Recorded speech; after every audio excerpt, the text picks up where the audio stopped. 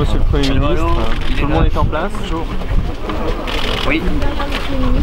Un triple attentat suicide a été perpétré hier à l'aéroport international d'Istanbul, déjà à 36 victimes. Peut-être déjà votre première réaction, et savez-vous par ailleurs si des Français sont à dénombrer parmi ces victimes? Je veux exprimer à mon tour, le président de la République l'a fait hier soir, ma solidarité, notre soutien à l'égard des autorités turques, du peuple turc, d'avoir bien sûr la compassion indispensable vis-à-vis de toutes les victimes, 36 morts, 150 blessés dont certains sont en train de lutter contre la mort, pour la vie. Nous savons ce que cela veut dire, un attentat.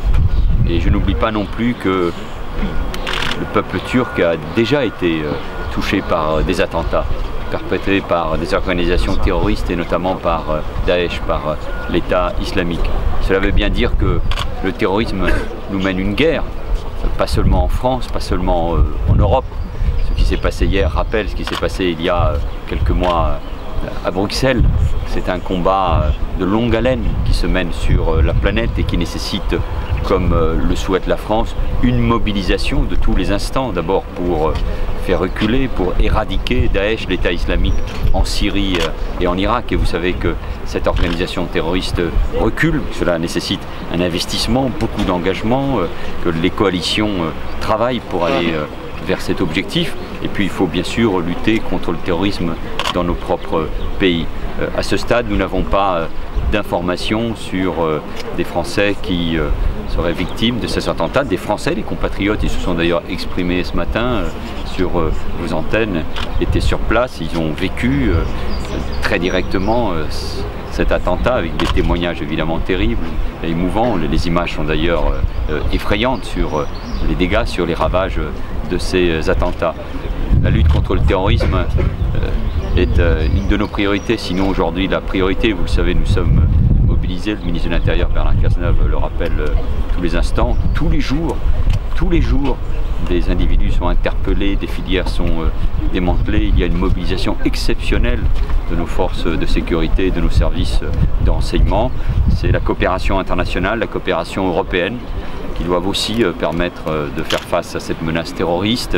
C'est pour cela que c'est pour nous dans l'agenda la priorité de la refondation de l'Union européenne après le Brexit, la sécurité, la lutte contre le terrorisme, la protection de nos frontières, la défense doivent être la priorité de cet agenda européen, pas dans quelques années, dans les jours et dans les semaines qui viennent. Dans ce contexte sécuritaire et à la veille de vacances, est-ce que vous pouvez confirmer que 300 CRS seront armés sur les plages françaises? Les CRS, mais laisser le ministre de l'Intérieur le soin de faire ces annonces, bien évidemment, tous les grands lieux de rassemblement et donc de vacances et donc des plages feront l'objet d'une très grande surveillance, et en même temps il faut que ces vacances aient lieu, il faut que les gens puissent s'épanouir, se reposer à l'occasion de ces vacances. Vous allez recevoir cet après-midi les syndicats, dans un contexte social difficile, qu'est-ce que vous allez leur dire? C'est une réunion de la dernière chance?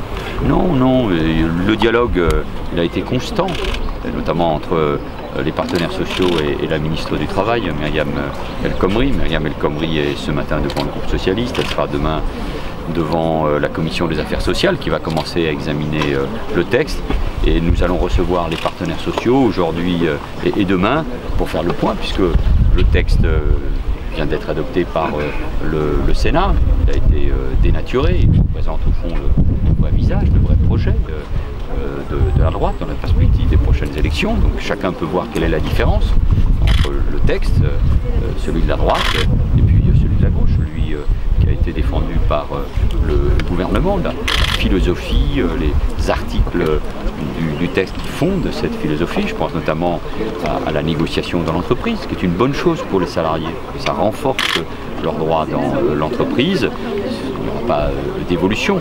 Tout ce qui peut être précisé, tout ce qui permet d'éclairer, tout ce qui permet de lever des inquiétudes sera rappelé au cours de ces entretiens. Il y a à la fois le dialogue social et en même temps il y a l'engagement et la fermeté du gouvernement, mais ces rendez-vous sont importants parce qu'ils permettent de se parler, parce que nous avons aussi besoin de nous parler, nous avons besoin de faire en sorte que la pression retombe. Et chacun sait quelle est aussi la détermination du gouvernement pour un texte qui est salué d'abord par les organisations syndicales réformistes et qui est bon pour les entreprises et surtout pour les salariés. Pourtant, il va y avoir une autre journée de mobilisation. Merci, à plus tard.